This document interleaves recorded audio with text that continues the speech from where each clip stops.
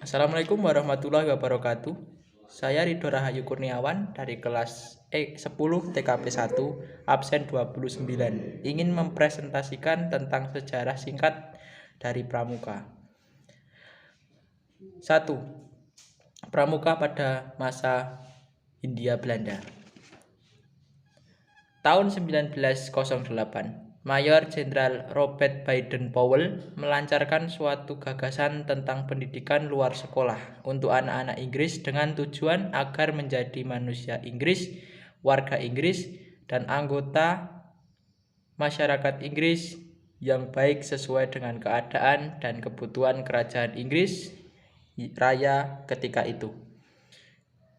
Beliau menulis Scouting for Boys, sebuah buku yang berisi pengalaman dari alam terbuka bersama pramuka dan latihan-latihan yang diperlukan pramuka. Gagasan Baden-Powell dinilai cemerlang dan sangat menarik sehingga banyak negara lain mendirikan kepaduan. Di antaranya di negara Belanda dengan nama Panvinder atau Panvinderli. Sumpah Pemuda yang dicetuskan pada Kongres Pemuda tanggal 28 Oktober 1928 telah menjiwai gerakan kepaduan nasional Indonesia untuk lebih bergerak maju dengan meningkatkannya kesadaran nasionalisme Indonesia. Dengan meningkatnya kesadaran nasional Indonesia, maka timbullah niat untuk mempersatukan organisasi-organisasi kepaduan. 2. Masa penduduk Jepang. Pada masa penduduk Jepang atau PD2, penguasa Jepang melarang keberadaan organisasi kepanduan. Tokoh-tokoh kepanduan banyak yang masuk organisasi Sainendan, Keboidan, dan Pembela Tanah Air atau PETA. 3. Masa Perang Kemerdekaan. Dengan diplomasikan kemerdekaan pada 17 Agustus 1945, bangsa Indonesia bahu-membahu mempertahankan kemerdekaan. Seiring dengan itu, pada tanggal 28 Desember 1945, di Surakarta berdiri Pandu Rakyat Indonesia atau PARI dengan satuan-satuan organisasi kependudukan di wilayah Republik Indonesia. 5. Masa Panca Perang Kemerdekaan hingga 1961. Setelah pengakuan kedaulatan NKRI, Indonesia memasuki masa pemerintahan yang liberal. Sesuai dengan situasi pemerintah tersebut, maka muncullah kembali organisasi kepanduan seperti HW, SIAP, Penduduk Islam Indonesia, Pandu Kristen, Pandu Katolik, Pandu Bangsa Indonesia atau KBI, dan lain-lain. 5. Masa 1961. Gerakan Pandu Indonesia memasuki keberadaan baru dengan nama Gerakan Praja Muda Karana atau Gerakan Pramuka Kapres nomor 238 tahun 1961.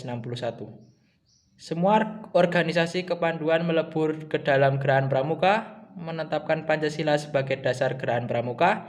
Gerakan Pramuka adalah suatu perkumpulan yang berstatus non-governmental atau bukan badan pemerintahan yang bentuk kesatuan. Gerakan Pramuka diselenggarakan menurut jalan aturan demokrasi dengan pengurus kuatir nasional, kuatir daerah, kuatir cabang, dan kuatir ranting yang dipilih dalam musyawarah. Gerakan Pramuka sebagai satu-satunya badan di wilayah NKRI yang diperbolehkan menyelenggarakan kepramukaan bagi anak dan pemuda Indonesia.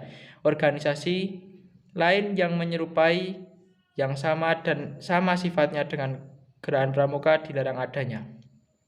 Gerakan Pramuka bertujuan mendidik anak dan pemuda Indonesia dengan prinsip dasar metodik pendidikan kepramukaan sebagai dirumuskan.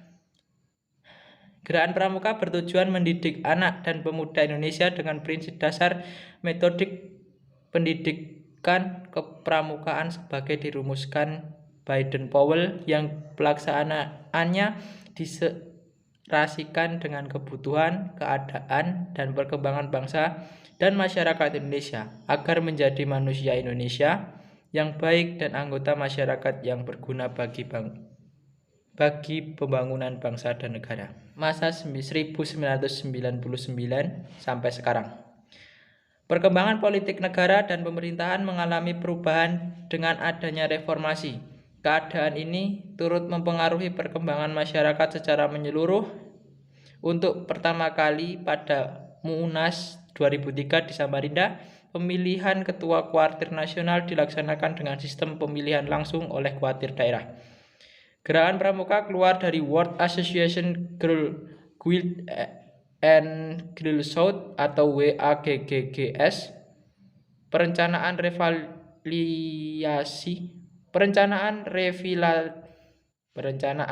revitalisasi Gerakan Pramuka oleh Presiden Republik Indonesia selaku Kamabinas tahun 2006 pada pembukaan Jambore Nasional di Jatinagor, Jawa Barat.